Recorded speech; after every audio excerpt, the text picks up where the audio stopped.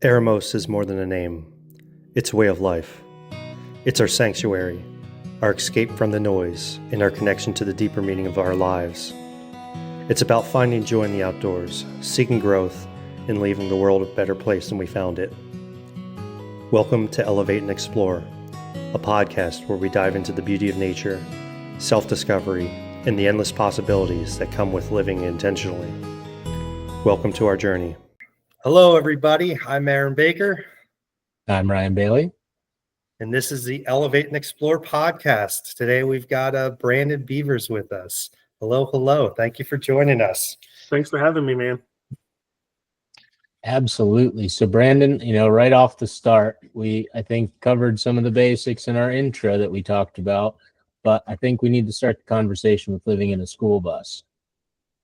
So I met my wife, funny enough, off of Tinder, but I was doing rope access. So I traveled all around the country and hung off of ropes for a living. So I repaired wind turbine blades after they were struck by lightning, pried rocks off of cliffs, helped build 3 stadiums across the country, different stuff like that.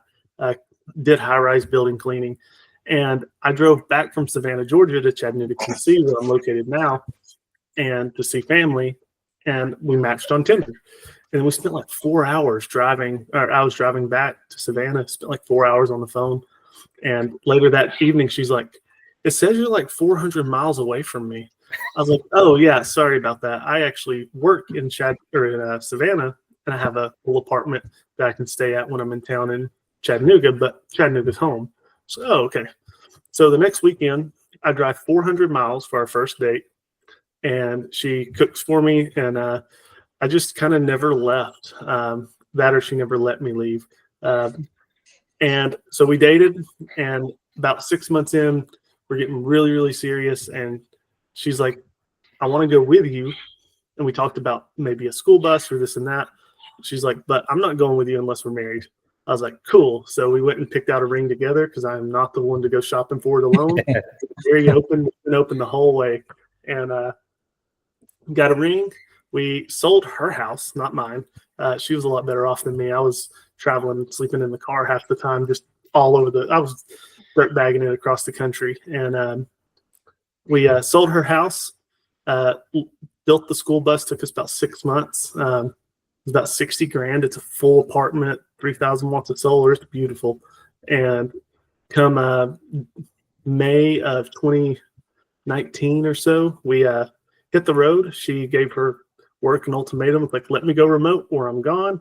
And they let her go remote, and we just hit the road. We did about 20,000 miles on the bus, 31 states, and spent the next 2 years just traveling and working. It was a lot of fun. Our kids have seen more national parks than most adults. So That is awesome. So, you right off the bat, very similar kind of shotgun wedding, if you will, really fast and get to it. How was the next couple years in a bus together? Was it just like home? yeah, so we did way better off in the bus. When we were together, I knew I wanted to marry her after a month. So we met on November 12th of 2017 on Tinder. By November 22nd, we were dating.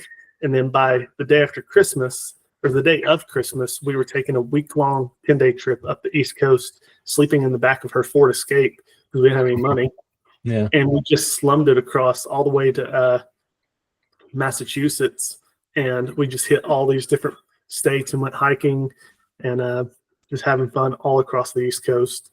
And that's when I knew that I was going to marry her, because she was willing to, take everything out of the back of the car, shove it in the front seats, and sleep on this little air mattress. And it was through a huge cold snap. So it was like -7 degrees up there. And she's just cozy as can be. I'm freezing my butt off. And she was having a blast. Now, was there ever any hesitation when you guys talked about, just getting in a bus and moving across the country and just going wherever? Was there any hesitation between either of you, or is it just like, we're all in, we have faith, this is going to work out, and let's go do it? So she likes her safety nets. So she was pretty certain she was going to have her job still. And I have mine. But I don't do safety nets. I just go for it. and it's bit me in the butt plenty of times, but it's also in the end, I've gotten way further based on that. But when it came to our lives, we always just kind of hash it out. Let's make the decision. And then there's not a whole lot of discussion after that. It's go time. So sold the house, built the bus, went. And then during the craze before the housing market went up, we bought another house from her parents. And then in 2021, when the housing market crashed, and we'll get to that, but we ended up selling it again, selling another house and doing another chapter of our lives. But no, there's never any hesitation. We just we go for it, and for us, it worked. We lived in 232 square feet, and that was with it empty. Once it was built out, it was about 100 square feet, and we loved it. Every single thing we owned besides one guitar, military uniforms, and our wedding outfits was in that bus. We didn't have a storage unit, and that was some of the best years of our life. Yeah, that's, I just give you a little context on me. I traveled in a camper a bunch of states, and I did it more corporate style work, so I didn't have the ability to just free range go, but it was a lot of fun, and I couldn't imagine doing it with a partner. I think about it now, and it took me this long to get a house, build a house, find some place to put my roots, and thinking back on it, I think I was a little too wild. But at the same time, maybe that spontaneity is what keeps you guys together and really helps build your trust. And that is an awesome story. She doesn't give up. She'll trust you till the end. It's your thing to go for. Luckily, my job that I had, I would work about 6 months a year, but it'd be 5 weeks on, 3 weeks off. They paid me to stay in the bus instead of paying me to be in a hotel. And they gave me per diems for food and my laptop and all of that. So when I would work, I'd work for 5 weeks, make 3 months worth of regular revenue.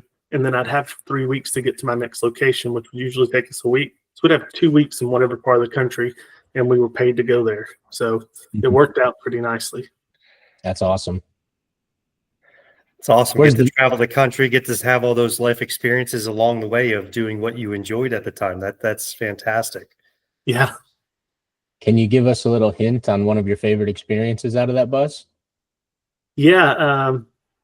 There's a bunch of different experiences, but one was our favorite place we went was actually a little town, just over 400 people in Spencer, Iowa. Well, Everly, Iowa was the little town. It was about 2 miles across. There were 4 establishments. There was the library, and the only person I ever saw go in there was the librarian. There was the gas station, where it was a father and his daughter. And if you ordered a pizza during harvest season, the guy would get in his truck and go deliver it to you in the middle of the field. Yeah. And then there was the only 3 establishments. Then there was the restaurant called The Ranch. The father, son, and his wife, and the wife, and one awesomely, flamingly gay guy who made really strong drinks. And they would serve, Friday and Saturday. They were only open 5 days, but like we went on Friday, Saturday. They'd serve a 10-ounce sirloin, a baked potato, a roll, and a salad for $10. Wow.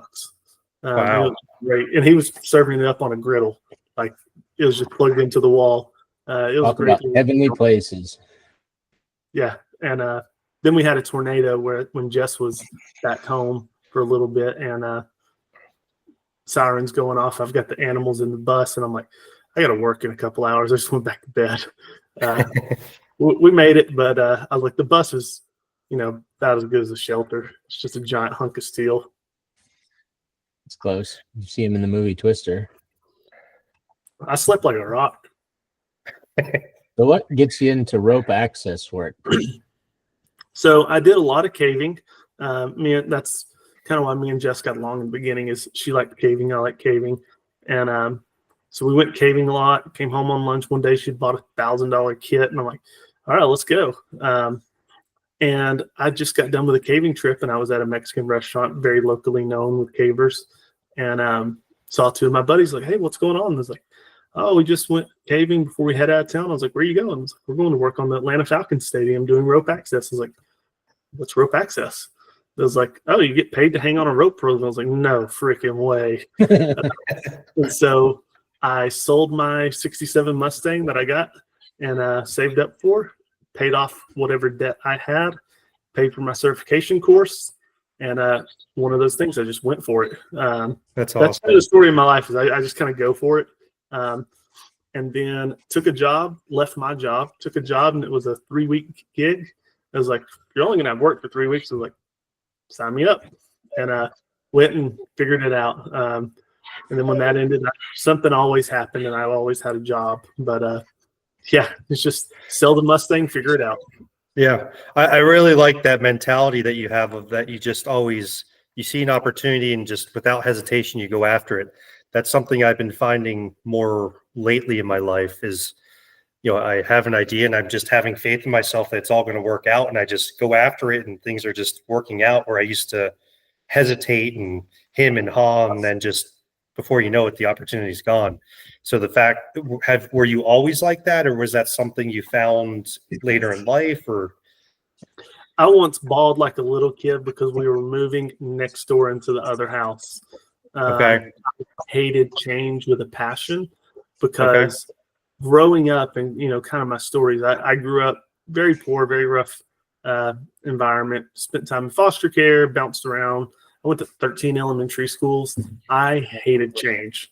And so when I moved out, I was like, you know what? I've had change for so long. When I moved out, I was like, you know what? Screw it. Let's just go. Whatever happens, happens. If I can make some mistakes, I should probably make them in my 20s. And it worked out. I mean, I only worked half the year, and I made a year's worth of income and got to travel and do a lot of cool things as a kid. I just wish I was better with money back then. sure. Yeah, last week I went to North Carolina, and just I think some of my reflections was talking about some of that just go for it mentality. It's like the biggest risk that you have is not doing anything at all. Mhm. And to be able to sit there and tell us that you hated change, and especially with that in your childhood, and that is your past, like, yeah, it's obvious that you'd be a little hesitant towards change, but going and meeting somebody online nonetheless, and then having a marriage not too far down the road, and packing up everything, jumping in a bus and traveling the country, that is a huge leap in faith, and just what some would call crazy, but I think, My family called me retarded. So the first kind of tip I would give out is, and this is how I do pretty much everything in my life. If there's an opportunity, I will take the absolute worst case scenario, and I'll take the absolute best case scenario, and typically you fall somewhere in the middle. So like starting a business, say you're young, whatever. What is the absolute worst case scenario? You run out of money, you go bankrupt, you lose your house, it stresses out your marriage falls apart. Like, that's the absolute worst case scenario. You could stop it before then. But what's the absolute best case scenario? You exit for millions and millions of dollars, and you retire, and you get to live happily ever after. What's most likely? I mean, most likely is 90% of businesses will be out of business within 10 years. But you don't have to lose everything to get there. And if you surround yourself with smarter people, you have a much better chance. And so when it comes to anything, I just kind of look at worst case, best case, what's most realistic, and then will my efforts put me a little bit better on this side than the other side? And most of the time, it turns into somewhere along the better case scenario, as long as you put in the effort. Oh, that's a fantastic approach. And that risk analysis again is just what is the pro, what is the con, and what is reality. And to your point, starting a business is a leap in faith all on its own. Is you're taking this comfortable job, steady paycheck, you got benefits, you got everything that you need, versus this is what I'm passionate about, this is what I want to do, this is what I'm going for. Your outcome becomes so much more amplified. Yeah. Have a goal, write it down. You're 90% more likely to achieve it if you just put it on paper, and then have a cutoff. It's like, if I get to this, we're done. Just because you've got your pride tied up in it doesn't mean that you shouldn't drop it. Sure. Keep trying new things. My first business failed.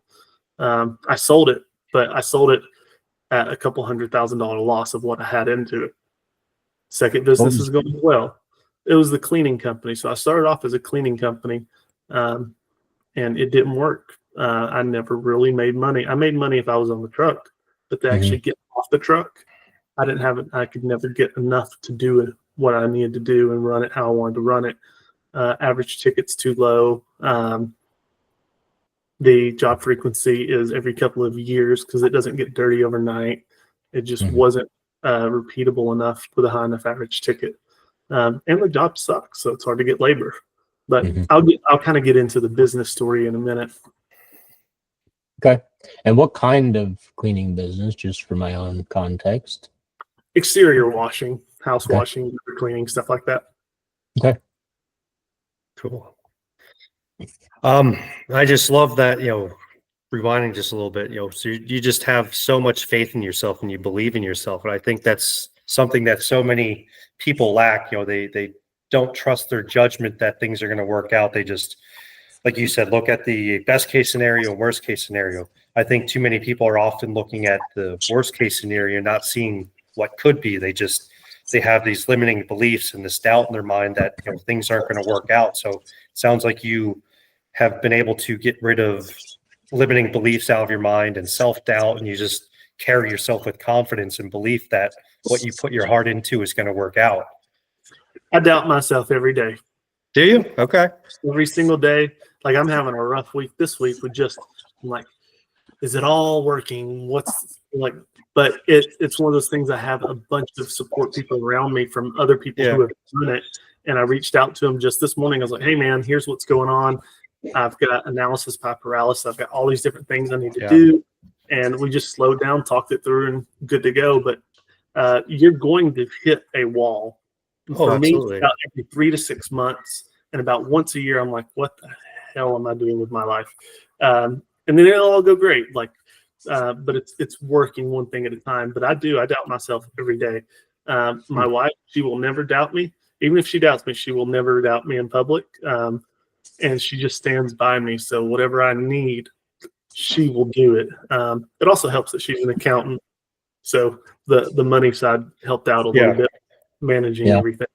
But you don't go into it thinking that you're going to just knock it out of the park. Absolutely not. My goal is to try 10 things, and 90% of them fail. So 9 of them fail, 1 of them works, and we funnel all of our efforts into that one. And so I can turn $1,000 into 10 types of advertisement. 9 are going to fail, 1's going to do really good, and I'll put $10,000 into that one advertisement and make all of my money back. So you have to have variety. You can't just, one thing is going to kill you.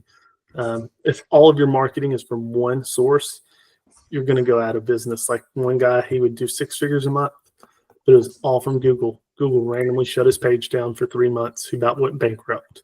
So you have to diversify, and because things will dry up, services will dry up, dry spells, but also at the same time you can't offer 50 different things because you won't be good at any of them. One of the things you said just about, every week you get a frustrating moment, and then it's every couple months, and then it's every 6 months, and then it's once a year. You're like, what's going on? Well, I heard an example the other day that I thought was just too relatable. Is, owning a business is kind of like sitting in a house fire. Everything's on fire, and a fire extinguisher is a bucket of gasoline, and you have no idea what to do next, but somehow you'll figure it out. And, to that point of, you can try 10 things and only one of them is going to work. And sometimes you just have to remove yourself from the things that don't matter, or things that aren't working, or things that are actually causing more problem than they are good, and just focus on the one good thing that you have going on. In business and life and everything, it's almost too draining to try and do everything. You just really have to prioritize the one thing you like. And don't have the same problems multiple times. Like I have different problems right now than I had a year ago. 3 years ago, I'm like, this logo looks awful. Now it's like, how am I going to fund this 6-figure order? So it's different problems, different types of things, but don't have the same problems. If you have the same problem more than once, that's kind of dumb. You should figure out how to fix that, and then get new problems. So the definition of insanity is just keep repeating something that's not working. Yeah. All right. Go ahead, Ryan. I said, what we got? What made you want to get into the exterior lighting business? What was the passion behind that or reasoning behind that? So I'll kind of start with how we got into business in the first place. Okay. And it'll tie into it. So living in the school bus, currently I've got a 4, 4, and 7-year-old. Back then it was just a 7-year-old, and I got a call from Child Services, and it's not with my wife. And Child Services is like, hey, mom made some bad decisions. You've got to come home. Well, I would only work May through November, right? Okay. This was the 3rd. So the 3rd day of the busy season, which was actually my first day out, and I get a call and they're like, you got to come home. It's on a Friday. I'm like, I'm 1,500 miles away. My wife is there. Can she come pick her up? And they're like, yes, but you have to be here for court Monday or she goes to foster care. I was like, I'll be there. Called the company. I was like, I'm out. Explained it to them and was like, you take care of you, man. They got me a ticket, sent me home, paid the other guy to wait for a replacement, and went in Monday morning and had 100% custody. And mom never really got better. So it's just my wife's adopting now, and it's just us. So it's been about 4 or 5 years since she's seen mom.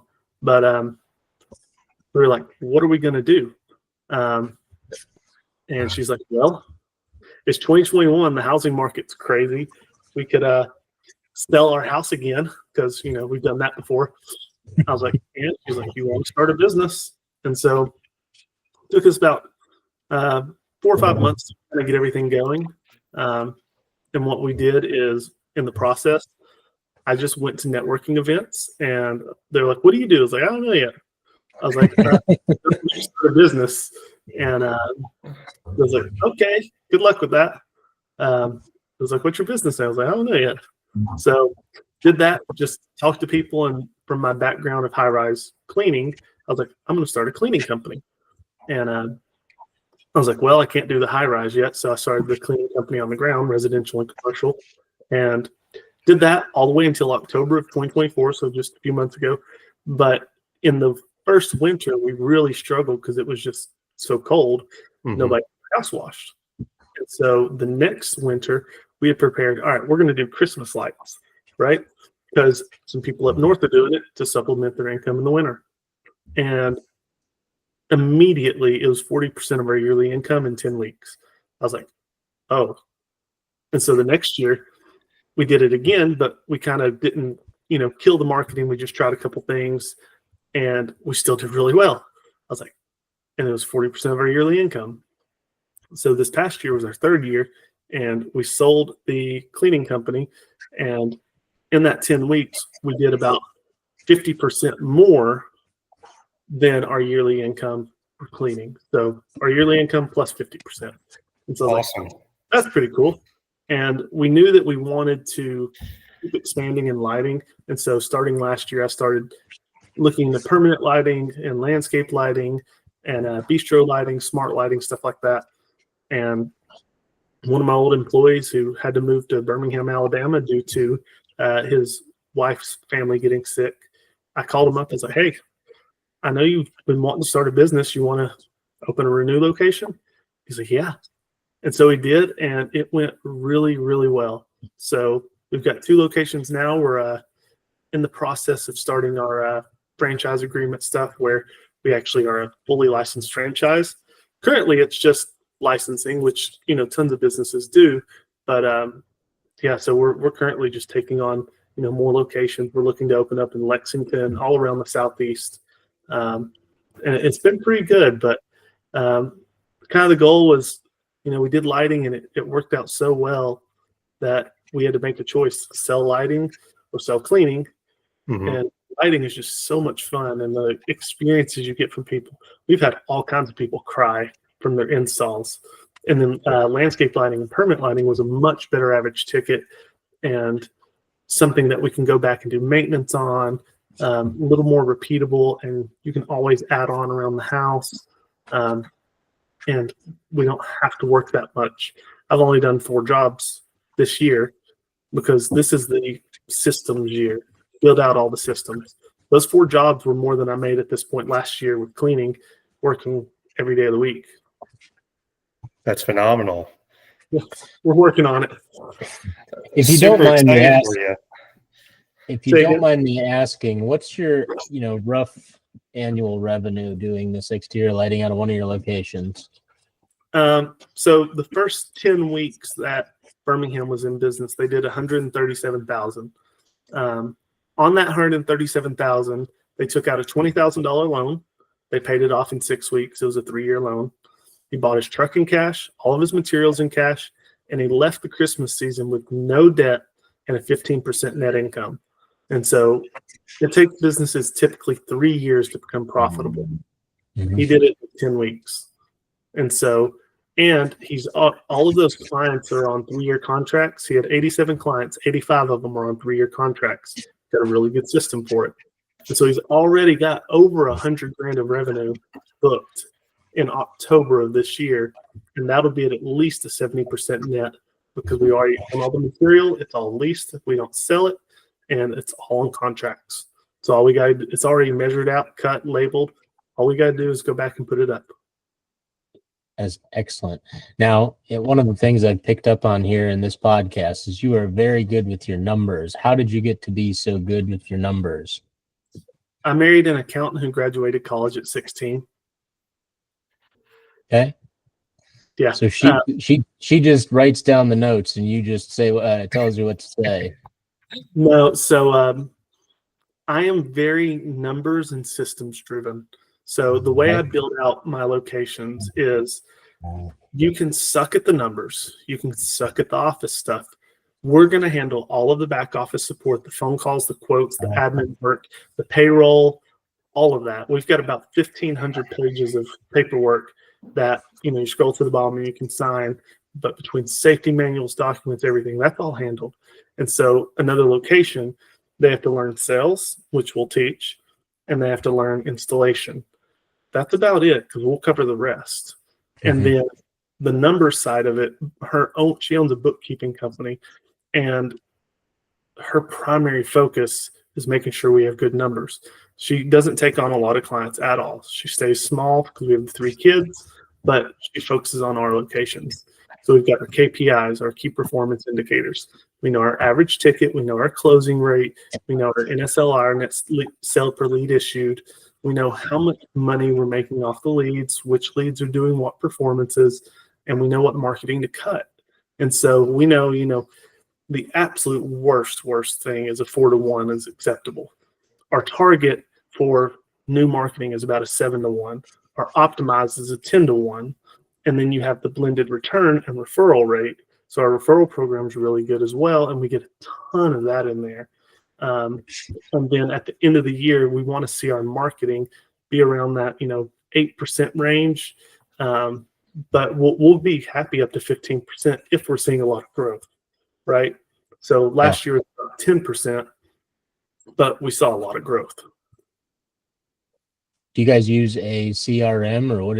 Again, this is probably a little far in depth, but just curious to learn more of your business side. I think this is at least one of the most intriguing podcasts we've done from the standpoint of understanding business and getting into this side of it. Is, we all have this idea of starting a business, but how do you manage it? What do you have to do once you, it's like catching a raccoon is, you got it by the neck, but now what do you do?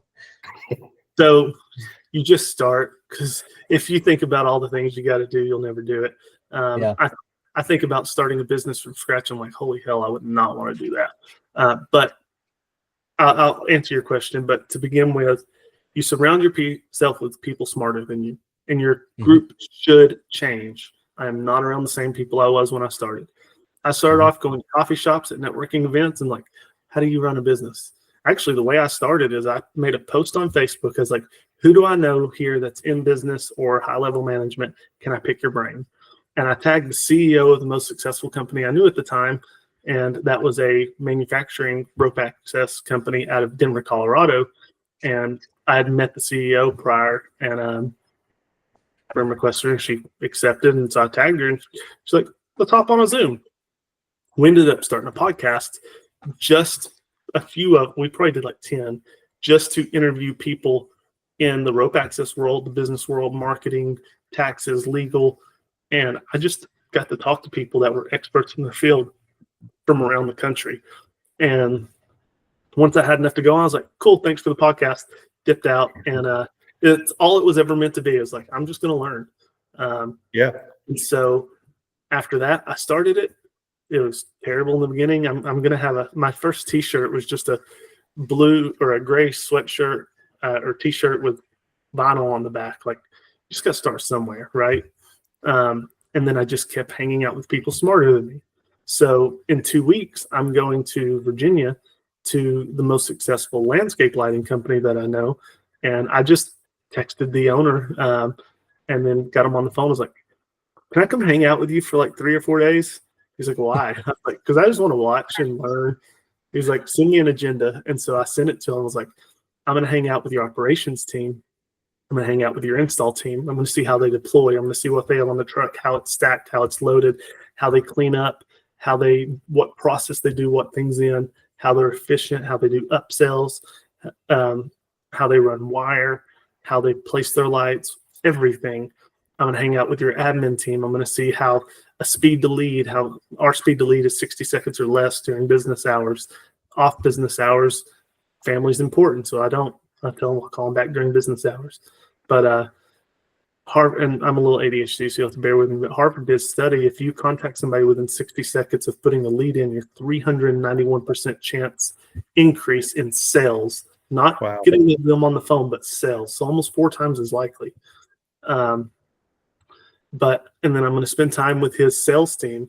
I'm going to learn how they present quotes, what their average ticket is, verbiage, what they're presenting, and how they're designing it.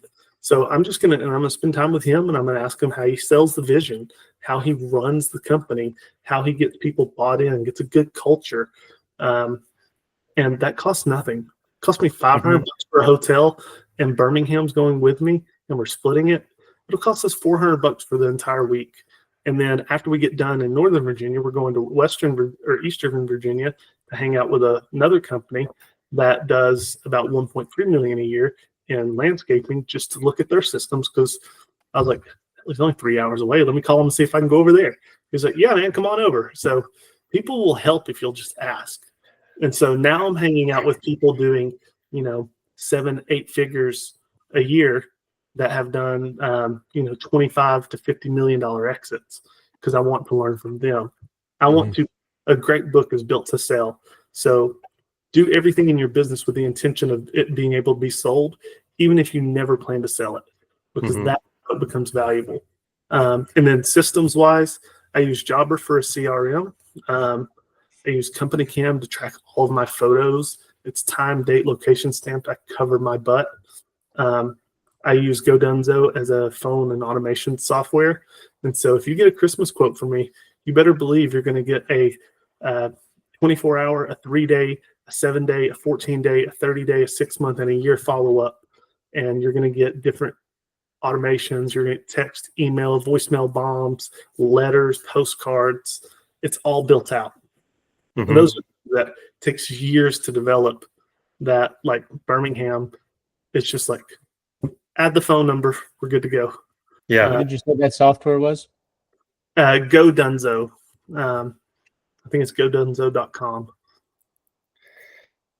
So you're all about, systems, building out the right systems. I think too many people lack that. To have a successful business, you got to have stuff that's replicatable, that it's just easy to recreate. Like you're starting franchises, because you have the proper system set up that you can just, hey, learn the sales. I'll give you the whole system. Go run with it. I think that, that's something that, I'm working on for my family business, that we need to, improve, is the systems. I think that's one of the most important things in a business. It's the most important thing. I mean, if you've got to train a technician and then he leaves, and then you guys train another technician and he leaves. So like when all of our technicians, like during the season or the off season, we carry 1 to 2 employees. We keep it very slim, keep our costs low. During Christmas this year, we'll have 17 employees. That's kind of our target market, right? Well, I'm not going to be sitting there training every one of them. My Yeah. admin's trained, but you know what my admin has to do? He has to document every single thing he does in his job and put it on paper. And then I go sit down with him. We create a SOP, a standard operating procedure, and we put it into a document, and then we put it into a step by step by step. Here's how you operate this software, this software, this software. This is how you answer a call.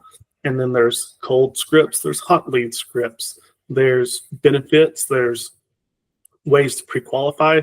We've got thousands of different documents between all the different positions, and we know exactly how this person's going to be treated. This person's going to be treated. With Christmas lights, same way. You're going to have to take a test. You're going to get about 8 hours of training, and you're going to get paid for it. And if you don't pass the test, it costs me about $250 to know that you can't retain knowledge. That's cheap. Cheaper than me hiring you. Hell yeah. And I hire about 50% more than what I need because a third of them wash out day one. And we put them up on a roof while we're testing them. We have a pretty intensive qualification process because you're going to be up on a roof, and if you're not smart, you can get yourself killed. And I don't want that, right? We all need to go home at the end of the day. But systems are, the most important thing. Right now, my marketing is so dialed back. I only want to do 3 days of work a month because I'm not keeping a bunch of labor on staff until Christmas. 3 days a month pays all of my bills, and then I can work on the systems that allow us to scale all the locations. So it's more of a long-term goal. Phenomenal. This is so inspiring, and just you speak a lot to it, and we do have a stormwater business down here in Atlanta, and when we talk about building systems and trying to train employees and how to find work and all these little parts and pieces, it only helps to pay to have a team that can handle those, but to be able to consistently do them and document them the way that they should be documented, following the process, following the step by step. It can't be said enough that yes, we can talk about them all day long, but unless they are just absolutely monitored and held accountable and detailed in such a way that we can now take them and just like you're doing, and take them as a big bucket and drop them into another town, city, state, wherever, somebody else's lap, and see it come to reality, only proves the amount of effort that you guys put into them.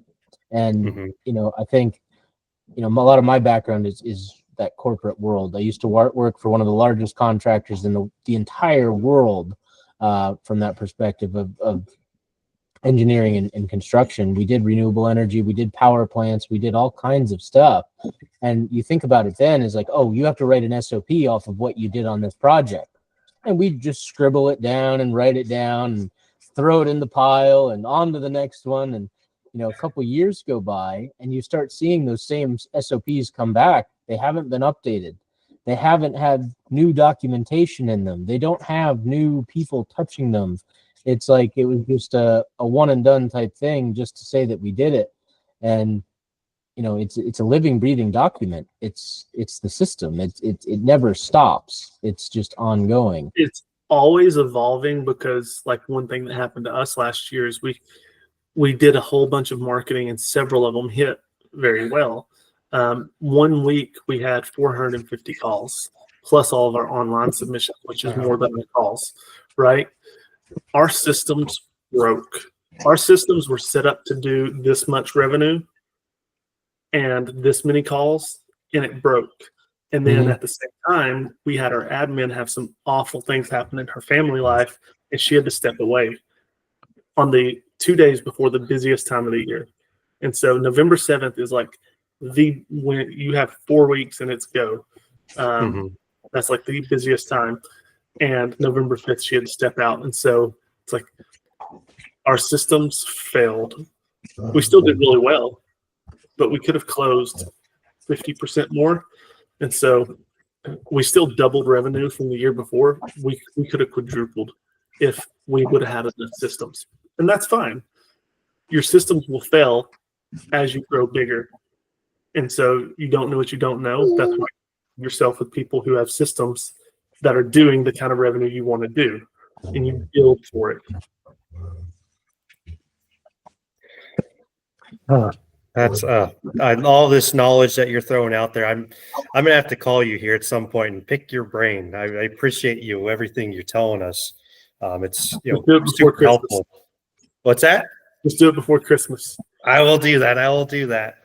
But I want to be mindful of your time. We're getting close to this hour mark. I did want to ask you something. So something I saw on your Facebook recently that I just love, and I think it's the cutest freaking thing. So you installed lights on your own personal house, and you and your wife have a little communication system that you've built out with the colors. I just wanted you to, talk about that briefly. I think it's the cutest freaking thing. Yeah, I turned it into an ad. So the ad is like, "Hey, Chattanooga, it's Brandon with the new exterior lighting, and I'm about to save your marriage." It's like I put permanent lights on my home, and my wife took it upon herself to color code the lights with different meanings. And so if I come home and the lights are on green, she's happy. If I come home on red, she's angry and it's my fault. If I come home and it's on red and blue flashing, the kids have destroyed the house, been hellions, and I'm going to take a few extra minutes in my car to prepare myself.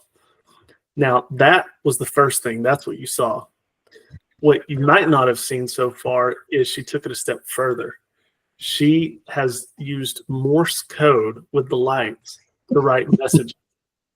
And it's like, it's like I came home one day, it's like clean house, kids, bed, sleep. And I just went out there and did it, right? But my 7-year-old loved it so much. She loved the kind of the look. We gave her a guide to show her what the code was. Mm-hmm. And she writes her own code now. And so Cool. My 7-year-old's writing and deciphering Morse code. We'll write out a Morse code message for her, and she'll do it just about as fast as I can. She got a little bit of autism, and her brain works in weird ways. Mm-hmm. Just a random thing. We gave her a 1,000-piece puzzle, but we didn't give her the picture, and she put it together. Cool. And so that's just kind of how our brain works, and it was pretty impressive to watch. So the key to a happy marriage is Morse code. I wrote that down. Yeah. For me, the key to a happy marriage is tough communication, tough conversations. Mm-hmm. I just had a conversation with her about 2 weeks ago. I said, we need to talk about the franchise route. She's like, all right, what do you want to talk about? I was like, this is essentially like starting a new business. If I do this, we're going to struggle a little more. I'm going to have to continue working these insane hours. But the potential of a $3 to $5 million exit goes to a $20 to $30 million exit. I was like, we could do much, much better. And I find my value and my happiness in lighting, but I find it even more so in training with skin in the game. So if you don't do well, I don't do well. Mm-hmm.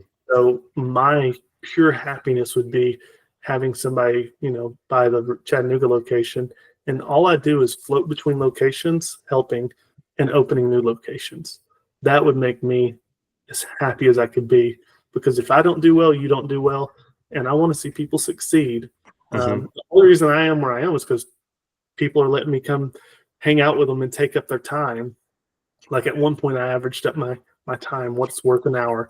For Yep. every hour I work on the business, it was almost $300. I'm like, that's awesome. And then I go talk to one of these other guys who's like, every hour I work on the business, it's $30,000. And he's about to give me 30 hours of his time. And so that's the big picture, is to be able to give back like that. And so when I can give back, I do. But that should be the goal, is do well enough where you can help other people. 100%. Absolutely. Now, I don't know if we mentioned it early on in this podcast or if Aaron had mentioned it, but you do some community efforts as well with your giving back. Yeah, so I was about to jump into that as long as we had a minute. And I'm in no huge rush, but it's y'all's podcast. Growing up in foster care, growing up in the kind of the life I did, those mini Christmases where I didn't really have much, there's always a conversation like, Santa got that guy a PSP. I got a pair of socks. I was like, and so my kids get books. That's all they ever get from Santa is one book, one gift, one book. And but anyways, I started a program last or 2 years ago now, where we take a portion of our sales, and that year we profited $2,500, and so we took $500, 20% of our profit, and we donated for kids, right? And what we do, it's called gifting back. And we take kids shopping. They get $250 each, and we split it 50% necessities, 50% toys, right? And the goal is 1,000 kids in 5 years, or by year 6, but 5 years. And so year 1 we did 2 kids. Year 2 we did 28 kids. And this year we're hosting a charity gala the last week of July on a Friday. And we've got some huge commercial displays that clients bought and they're letting us use for the gala. We're going to try and raise some more money and get this to where we're doing 100 kids this year, 300 kids, 500 kids. And we're actually turning it into a 501c3 nonprofit. And that's kind of my way of giving back. We don't take a penny from it. I will never pay myself from it. So you can be a nonprofit and still draw a salary. I won't pay myself from it. This is just simply to give back and help out. That's my way of trying to give back to the community. Absolutely love that. Absolutely love that. That's, I have a goal similar to that. I want to give back to kids eventually, trying to figure out how to go about it. But, so many, and I want to give back to like the inner city kids, get kids into the outdoors who never had the chance to, walk through the woods or, put their bare feet on a beach and just enjoy everything the world outside of a city has to offer. And that's something I want to try and do eventually. Start. Yeah. I was just talking to some people about it last night. Yeah. Kids. That's where we started. Okay. We would, just in the sake of what you're doing, we'd like to get you some outdoor gear to give away to those kids. And, we'll give you a little gift basket or, whatever you want. We can talk offline about it. We'll set up a package and give to you on behalf of Eremos. Yeah, absolutely. Beautiful. Yeah, thank you for doing that. That's highly respectable, and I love to see people give back. And you seem very passionate about it. I'm sure that's great seeing all the smiles on those kids' faces, and just that's got to be so rewarding. My wife says I'm a little too giving. I'll do it to a fault, but there's a point where I'll stop. But at a point she'll be like, "All right, you need to chill out." So those are the purple flashing lights. Yeah, no, that's a massage. Oh, okay. Yeah, there's a color. Other forms of giving. Yeah. Any other parting questions? Well, yeah, there's. I'm fine on time. The kids are in bed and Jess is in there going out. Well, if there was a piece of advice you had to offer to someone, looking to get into business, what would you tell them? Have a strong threshold for pain. And I don't say it jokingly. Have a support group if you can. If you don't have one, reach out and find people. But you've got to have a stronger will than anyone else. You got to find your why. So my why is because my wife let me not pay myself for 2.5 years. She took on every single bill and she let me fail and fail and fail. But I failed forward. I didn't make the same mistakes twice, to the point where now I cover about 80-90% of the income that we need. And by Christmas this year, we'll be 100% dependent on me, and she can actually be a wife and a mother. So find your why, have a high threshold for pain, and simply get rid of your sucky circle. If you're going out drinking, partying, having a good time all the time, you're never going to make it in business. You're going to work some 70, 80, 90-hour weeks. At Christmas time for 10 weeks straight, I averaged 95 hours this year. It just about killed me. I don't recommend that, but I am very comfortable with a 70-hour week. And I feel so much better working 70 hours on my business than I do 40 hours for someone else. It's like, what's the worst thing that can happen? You can either work for 40, 50 years for someone else to make them money and retire, or you can try and maybe you fail, but you lose 5 years. It's not that big a deal. Or you could make it and have that big thing. But just get rid of your circle and surround yourself with better people. The first people I cut off was my family. They suck. And they watch the podcast. I doubt it. They don't really find their way online very much, but they're not good people. They said we were retarded for buying the bus, retarded for quitting my factory job with benefits to go do rope access. They hated Jess because she enabled me to go and do. It's like sometimes family's the first one you got to cut out, and then your circle can't stay the same. You got to keep elevating your circle, elevate who you surround yourself with. That's kind of my advice for people is a good circle, high threshold for pain, find your why. I absolutely I resonate with a lot of that. Do you have any tips on finding that why? What's the breaking point? How do you get there? I do. So I do an exercise with my team when we get hired on, right? And it's your 7 whys, and we write them down. And if you can't be vulnerable enough with me to have a conversation, then it's not a good fit, right? So it's called the 7 whys. I could do it with one of you guys right now, but for me, it's like, why do you get up in the morning to go to work? I need to make money. Why do you want to make money? So I can pay bills and we have a roof over our head. Well, why do you want to have a roof over your head? Well, I was like, because I didn't always have a roof over my head when I was a kid. I want my kids to have better. Well, why do you want your kids to have better? Well, they didn't get to experience, or I didn't get to experience much. I want them to be able to go out and be prepared for success. And plus, it's like my wife has always been there for me. I want to be able to give back to her. So why do you want to give back to her? I was like, well, she let me, quit my thing and just go for it and gave me all this money. It's like, you can really get into it. And every year we'll have somebody start crying. It was like, oh, this is why I get up in the morning and do this. And then you also get some camaraderie and some simple things with your team. Yeah. One of the most impactful things you can do if you don't want to go that deep is have 3 questions that you ask everyone. It can be, do you have any siblings? What's the coolest place you've ever been to? What do you want to do for a living, or something like that, right? And everybody will just learn a little bit about each other. You can go a year working with somebody and not know anything about them unless you set it up to ask. So that's how we kind of find our why. We put it on paper. We write it down. Everyone can see it, and it's right there on the big board. So everybody knows what everybody else's why is and why they're there in the morning. We're all humans. Everybody has sucky days. And we try to have a very open communication. So like I said, if you don't work out, we'll know pretty fast. And we'll weed you out pretty quickly.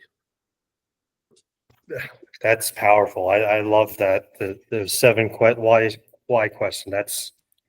I haven't heard that before. I really like that idea. Just dive into it 7 times. Yeah. Interesting. Well, what do you got, Ryan? I don't know. I'm just sitting here trying to absorb this. It's like I need to figure out a fishing trip or a hunting trip and go talk about this for another 3 days. It's How about it? I don't have a $30,000 an hour threshold, but man, I've told plenty of people that want to have meetings with me. I was like, if you're selling something, I was like, I'm a very simple sell.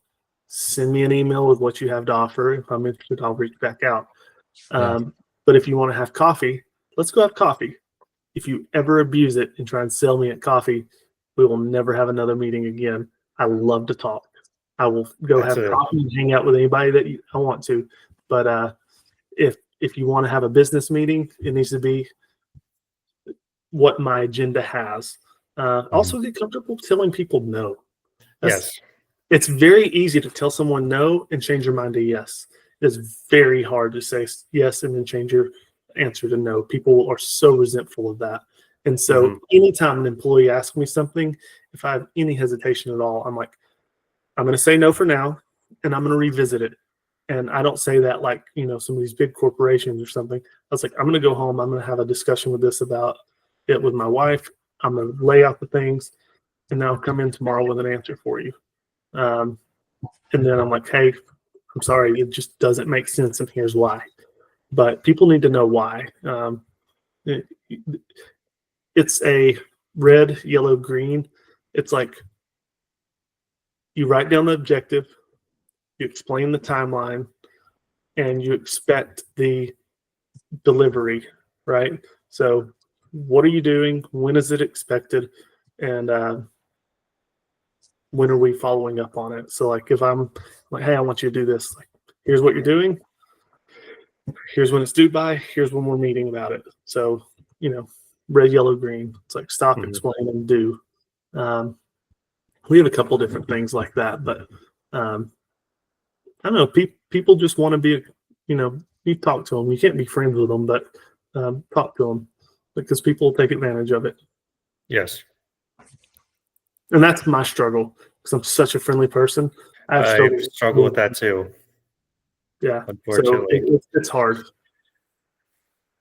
Yeah, drawing that line, drawing that boundary, it's something I've been trying to work on over the past couple of years. I've gotten better with it, but I still can be a little too friendly sometimes, especially in, being in a leadership position. It's sometimes hard to tell your employees no, or, you feel for their sob stories, and it's just, but then I've learned, things start becoming recurring, and then, after one or two times, understandable, third time, things become a pattern. I've, break those patterns and don't let things continue. So I at least learned where to draw lines, whereas things used to just continue and continue. Write it down. I mean, for me, like my admin, he has floating holidays. He has his holiday pay. He has 2 emergency days he can use for anything.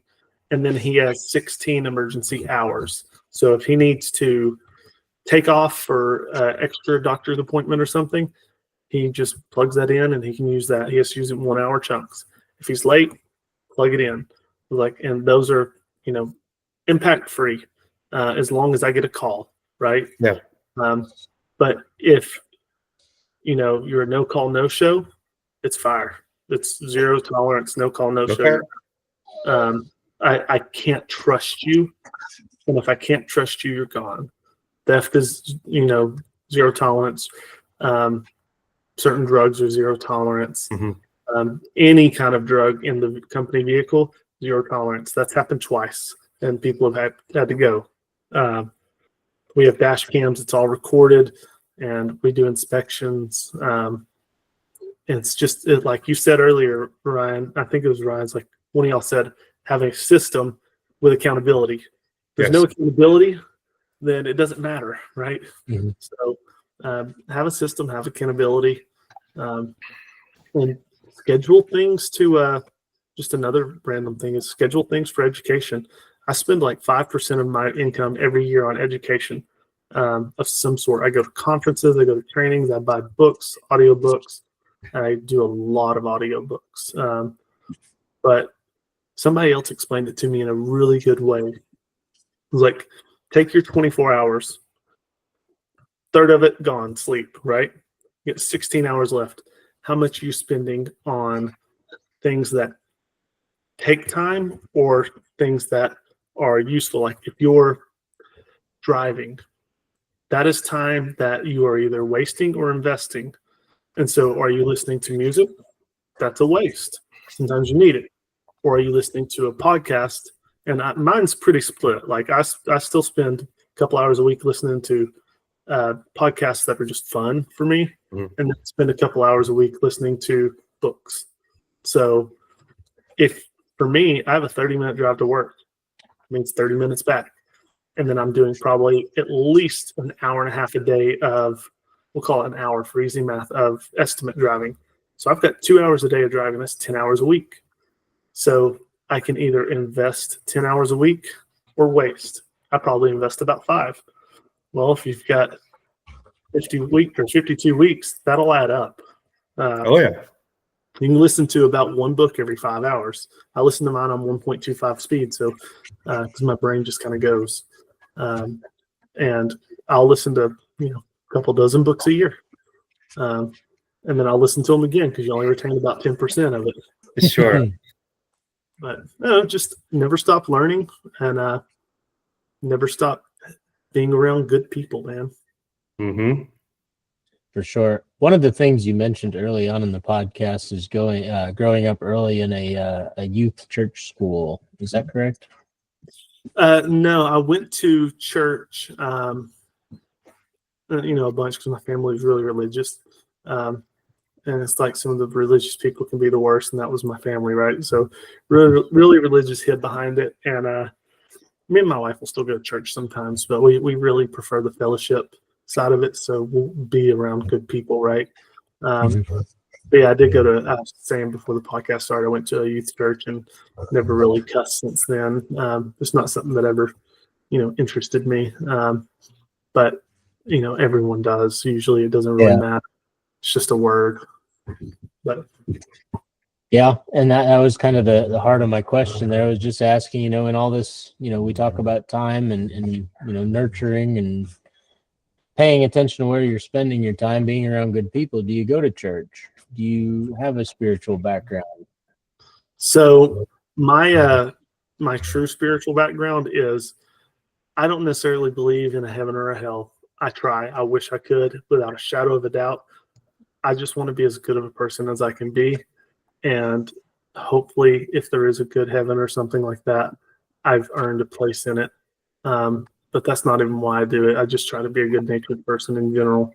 That being said, we still go to church occasionally, not necessarily because we're huge believers or anything like that, but we want to be surrounded by good things and happy things. Mm-hmm. And so I do consider myself a Christian, but in kind of the weird way. And, not that spiritual, but I kind of look at it in a different sense. I just want to be a good person with good beliefs.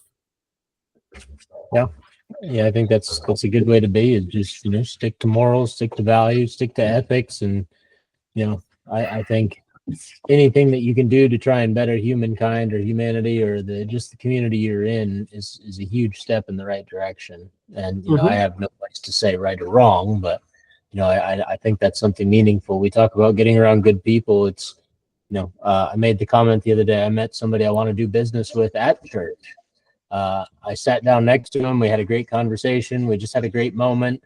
And I said to somebody, I have no reason not to trust him. I met him at church. It'd be a hell of a lot different if I met him at the bar. You can typically find good people in the areas you surround yourself in.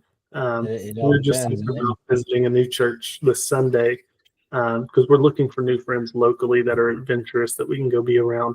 We kind of moved out in the middle of nowhere. So far, we've had horrible luck with churches around here. They're gone in 10 minutes and nobody stays to talk. One that was so large, they had a small group that had 100 people in it, and it was 18 to 35-year-old married couples with kids. That was the small group, very specific. We still couldn't get anybody to talk to us. I was like, it was awful.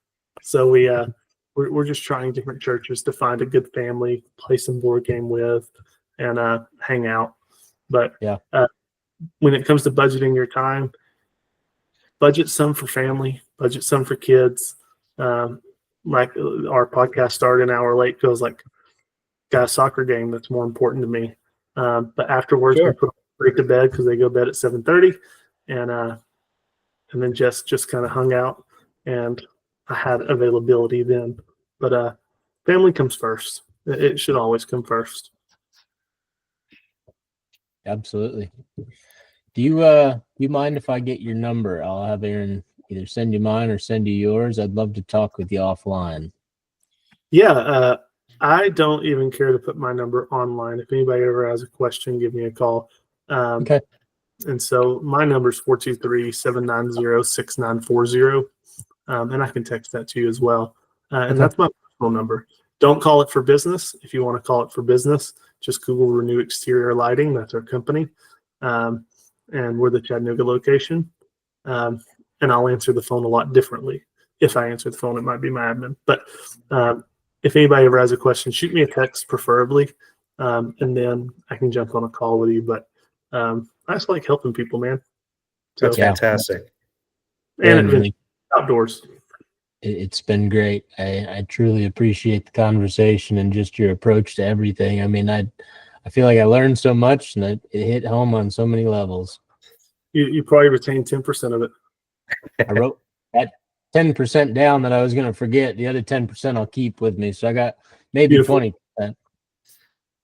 What's great is now we have a living document that we can go back and watch and Exactly. refresh our memories. And, I definitely want to stay in contact too. Like I said, I've been watching you grow, throughout Facebook, from a outsider perspective. But, after having this conversation with you, it just, I wanted to get in contact with you to begin with, but now this just solidifies it, makes me want to, create a ongoing relationship, down the road, a friendship. Yeah, man, absolutely. Where are you located again? I'm up in Pennsylvania. Beautiful. Pennsylvania was fun. I spent some time up there on a rope access project, and it was pretty cool. I had about 400 acres in the Airbnb. I was up there doing some wind turbine work, and it was great. What area? I don't remember. I went to so many places. Yeah. My coworker hit a deer on the way home, and we threw it in the back of the van, strung it up from the basketball goal, skinned it, and then took it inside and had dinner. There you go. He was like, "What do I do?" I was like, "Throw it in the van." That's as Pennsylvania as it gets. Yeah. Full experience. Yeah. Right? It was great. If you haven't done that, you haven't truly visited, or you drove through Philly. No, I went to Philly once, and that's the birthplace of the Marine Corps. Two guys having some shots at a bar. Philadelphia, Pennsylvania, the Tun Tavern. Really? I never heard that story before. Mm-hmm. I never knew that. So the Marine Corps started in Pennsylvania, in Philly. Yep. 10 November, 1775. Okay. Learn something new every day. Yes, the 250th anniversary this November. So you were in the Marines, not the Army. Marine Corps, correct. Okay. I was thinking you were in the Army for some reason. I wasn't smart enough for the Army. Thank you for your service. Liquors. Thank you. Well, do you have anything else you want to add, or we got all the time in the world? It's getting late, but no, if there's anything else you want to say, and I think we're pretty good. Like I said, if anybody ever has any questions or anybody wants to open up another location, shoot me a message. We work with the Small Business Administration, and we have preset things for 50-page business plans. We'll help you write one and apply. And some other guy took, never having owned a business and went in and got a loan just like that. During a time they don't really give out loans, especially to brand new businesses. But, we negotiate contracts for materials. We can negotiate contracts for our CRM, our automation software, our marketing. We do a lot of different things where it's just way cheaper to do a location. And you can truly support yourself within about a year and replace your income and, have your thing is your business. mm-hmm. But yeah, that's about the only thing. A quick plug for me. If anybody ever wants to have a conversation, give me a call. Awesome. So. Yeah, shoot us your information afterwards. I'll plug it in the podcast, and we'll excited for your journey, and hope you make more money than your wildest dreams. And I love your vision, and hope you have locations all over the freaking country. That's you're in the beginning stages, and you're making stuff happen every day. It's phenomenal. I love seeing it. So keep up the great work. 1% at a time. Yep. Cool. Well, thanks for having me on, guys. Yeah, appreciate it, Brandon. Maybe we'll have you on again in the future, and sit down and have another conversation. Cool. Thanks. Brandon, thank you so much. You have yourself a great night. All right. And I assume y'all just pause or edit. Let me cut out here. Crap. Have a good night, everybody.